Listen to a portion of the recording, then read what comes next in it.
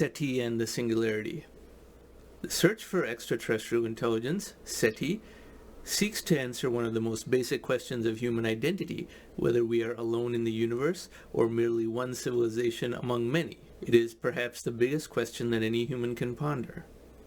The Drake equation, created by astronomer Frank Drake in 1960, calculates the number of advanced extraterrestrial civilizations in the Milky Way galaxy in existence at this time. Watch this 8-minute clip of Carl Sagan in 1980 walking the audience through the parameters of the Drake equation. The Drake equation manages to educate people on the deductive steps needed to understand the basic probability of finding another civilization in the galaxy. But as the final result varies so greatly based on even slight adjustments in the parameters, it is hard to make a strong argument for or against the existence of extraterrestrial intelligence via the Drake equation. The most speculative parameter is the last one, F sub L, which is an estimation of the total lifespan of an advanced civilization.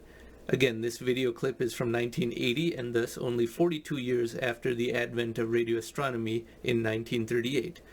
Another 29 years, or 70%, have since been added to the age of our radio astronomy capabilities.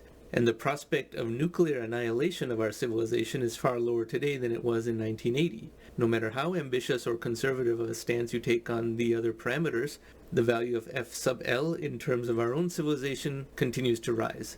This leads us to our first postulate.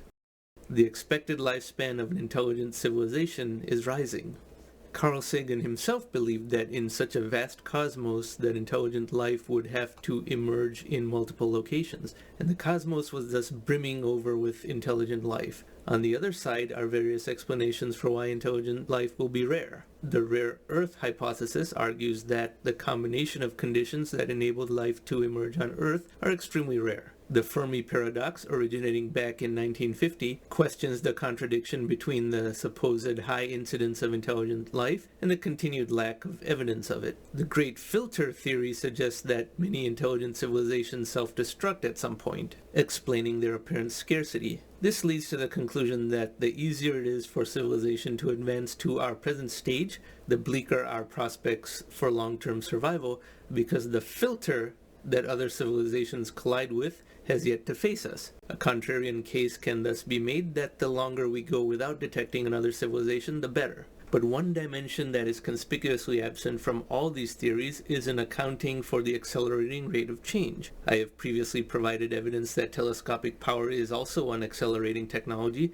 after the invention of the telescope by Galileo in 1609. Major discoveries used to be several decades apart, but now are only separated by years. An extrapolation of various discoveries enabled me to crudely estimate that our observational power is currently rising at 26% per year, even though the first 300 years after the invention of the telescope saw only an improvement of 1% a year.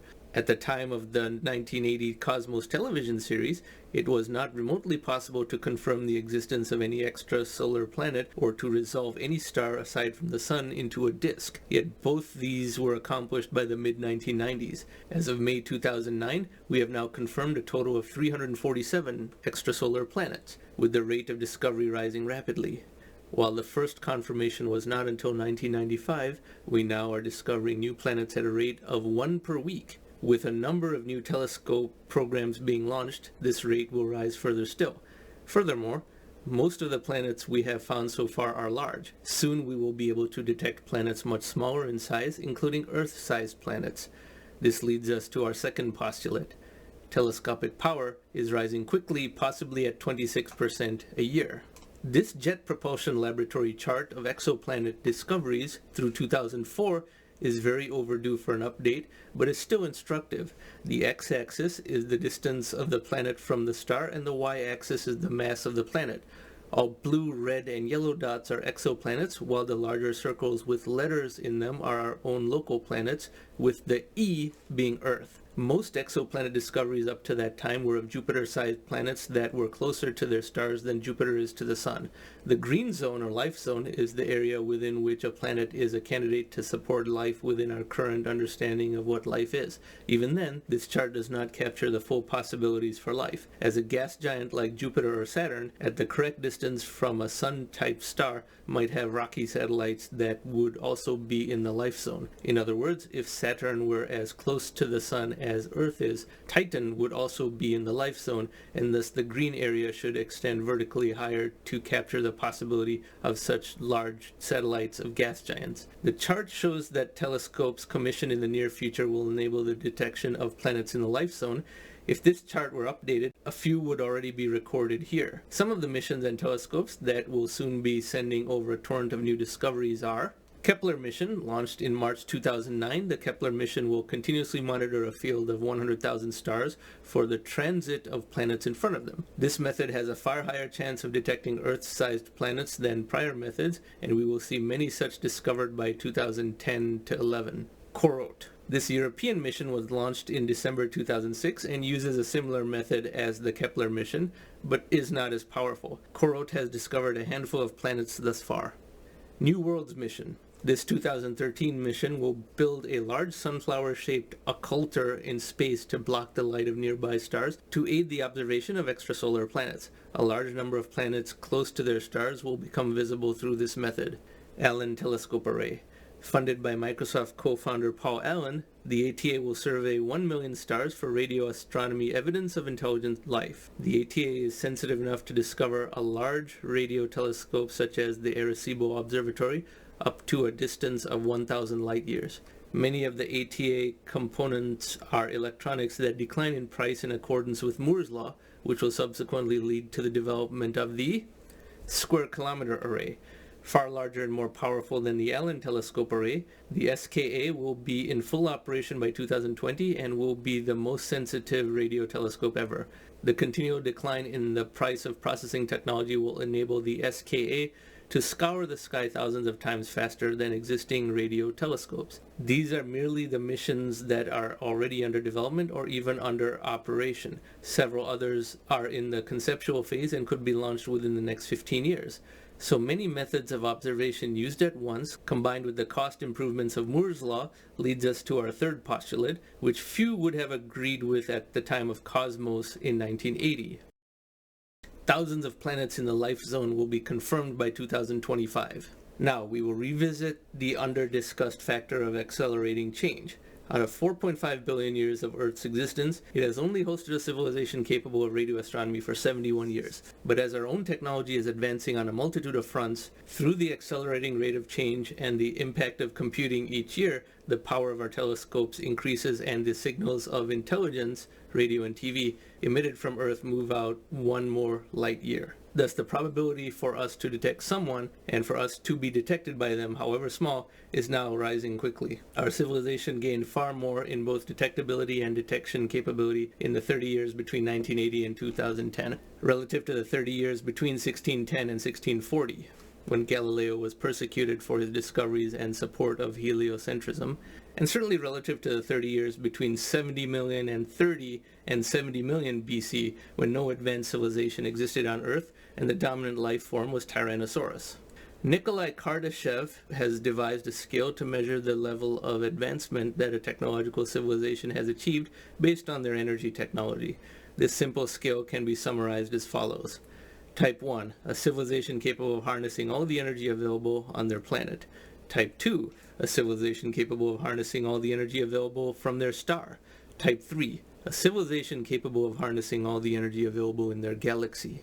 The scale is logarithmic, and our civilization currently would receive a Kardashev score of 0.72. We could potentially achieve a full Type 1 status by the mid-21st century due to a technological singularity. Some have estimated that our exponential growth could elevate us to Type 2 status by the late 22nd century. This has given rise to another faction in the speculative debate on extraterrestrial intelligence, a view held by Ray Kurzweil, among others. The theory is that it takes such a short time, a few hundred years, for a civilization to go from the earliest mechanical technology to reach a technological singularity where artificial intelligence saturates surrounding matter, relative to the lifetime of the home planet, a few billion years. That we are the first civilization to come this far, given the rate of advancement, a civilization would have to be just 100 years ahead of us to be so advanced that they would be easy to detect within 100 light years, despite 100 years being such a short fraction of a planet's life. In other words, where a 19th century Earth would be undetectable to us today, an Earth of the 22nd century would be extremely conspicuous to us from 100 light years away, emitting countless signals across a variety of mediums. A Type 1 civilization within 100 light years would be readily detectable by our instruments today. A Type 2 civilization within 1,000 light years will be visible to the Allen or the square kilometer array. A Type 3 civilization would be the only type of civilization that we probably could not detect, as we might have already been within one all along. We do not have a way of knowing if the current structure of the Milky Way galaxy is artificially designed by a Type 3 civilization. Thus, the fourth and final postulate becomes, a civilization slightly more advanced than us will soon be easy for us to detect. The Carl Sagan view of plentiful advanced civilizations is the generally accepted wisdom, and a view that I held for a long time. On the other hand, the Kurzweil view is understood by very few, for even in the SETI community, not that many participants are truly acceleration aware. The accelerating nature of progress, which existed long before humans even evolved, as shown in Carl Sagan's cosmic calendar concept, also from the 1980 Cosmos series, simply has to be considered as one of the most critical forces in any estimation of extraterrestrial life. I have not yet migrated fully to the Kurzweil view, but let us list our four postulates out all at once. The expected lifespan of an intelligent civilization is rising. Telescopic power is rising quickly, possibly at 26% a year. Thousands of planets in the life zone will be confirmed by 2025. A civilization slightly more advanced than us will soon be easy for us to detect, as the impact of computing will ensure that computational power rises 16,000 times between 2009 and 2030, and that our radio astronomy experience will be 92 years old by 2030, there are just too many forces that are increasing our probabilities of finding a civilization if one does indeed exist nearby. It is one thing to know of no extrasolar planets or of any other civilizations. It is quite another to know about thousands of planets yet still not detect any civilizations after years of searching. This would greatly strengthen the case against the existence of such civilizations, and the case would grow stronger by year. Thus, these four postulates in combination lead me to conclude that if we do not find any evidence of extraterrestrial intelligence by 2030, then we can confirm with some certainty that such civilizations are not as common as the proponents had hoped. Additionally, each subsequent year without a discovery makes the probability exponentially less likely. Most of the realistic science fiction regarding first contact with another extraterrestrial civilization portrays that civilization being domiciled relatively nearby. In Carl Sagan's Contact, the civilization was from the Vega star system just 26 light years away. In the film Star Trek First Contact, humans come in contact with Vulcans in 2063, but the Vulcan homeworld is also just 16 light years from Earth. The possibility of any civilization this near to us would be effectively ruled out by 2030 if we do not find any favorable evidence. SETI should still be given the highest priority, of course, as the lack of a discovery is just as important as making a discovery of extraterrestrial intelligence. If we do detect evidence of an extraterrestrial civilization, everything about life on Earth will change. Both Contact and Star Trek First Contact depicted how an unprecedented wave of human unity swept across the globe upon evidence that humans were, after all, one intelligent species among many. In Star Trek, this led to what essentially became a techno-economic singularity for the human race. As shown in Contact, many of the world's religions were turned upside down upon this discovery and had to revise their doctrines accordingly.